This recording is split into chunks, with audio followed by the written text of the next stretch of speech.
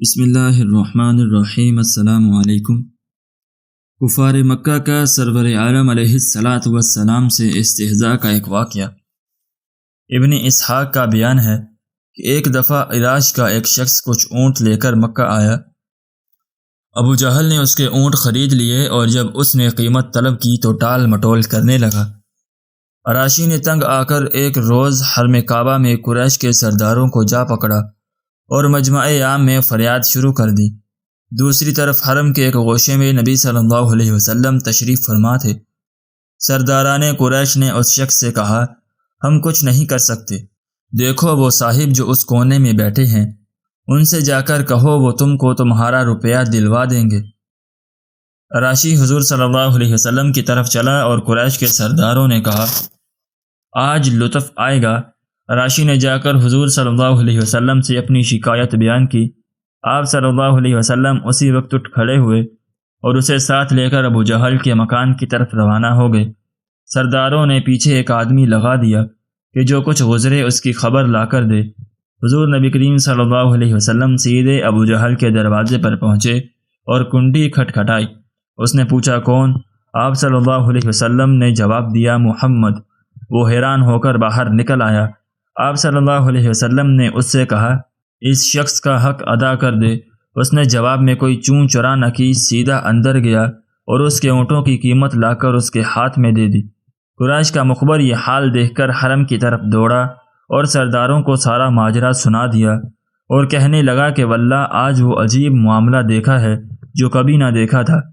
ابو جہل جب نکلا تو محمد صلی اللہ علیہ وسلم کو دیکھتے ہی اس کا رنگ فک ہو گیا، اور جب محمد صلی اللہ علیہ وسلم نے اس سے کہا کہ اس کا حق ادا کر دے تو یہ معلوم ہوتا تھا کہ جیسے اس کے جسم میں جان نہیں ہے۔ استہزاء کا ایک اور واقعہ۔ ایک روز رسول صلی اللہ علیہ وسلم اور حضرت ابوبکر، حضرت عمر اور حضرت سعد بن ابی وقاص رضی اللہ عنہم مسجد حرام میں تشریف فرما تھے کہ بنی زبیدہ کا ایک آدمی آیا اور اس نے کہا، قریش کے لوگوں، تمہارے ہاں کون تجارتی مال لانے کی ہمت کرے گا جبکہ تم باہر سے آنے والوں کو لوٹ لیتے ہو؟ حضور صلی اللہ علیہ وسلم نے پوچھا، تم پر کس نے ظلم کیا ہے؟ اس نے کہا، ابو الحکم یعنی ابو جہل نے۔ اس نے میرے 3 بہترین اونٹ خریدنے کی خواہش ظاہر کی اور ان کی قیمت بہت کم لگائی۔ اب اس کے مقابلے میں کوئی شخص ان اونٹوں کو اس کی لگائی ہوئی قیمت سے زیادہ پر خریدنے کے لیے تیار نہیں ہے، اور اس قیمت پر فروخت کر دوں تو سخت نقصان اٹھاؤں۔ حضور صلی اللہ علیہ وسلم نے اس سے 3 اونٹ خود خرید لیے۔ ابو جہل دور بیٹھا ہوا خاموشی سے یہ ماجرا دیکھ رہا تھا۔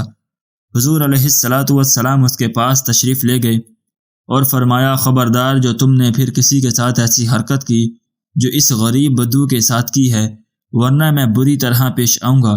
وہ کہنے لگا، آئندہ میں کبھی ایسا نہ کروں گا۔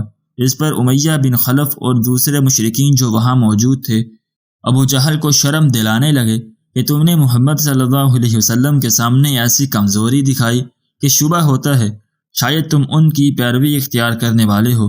اس نے خدا باخدا میں ان کی کبھی پیروی نہ کروں گا، مگر میں نے دیکھا کہ ان کے دائیں اور بائیں کچھ نیزہ برادر کھڑے ہیں، اور میں ڈرا کہ میں نے محمد صلی اللہ علیہ وسلم کے حکم کی ذرا سرتابی کی تو وہ مجھ پر ٹوٹ پڑیں گے۔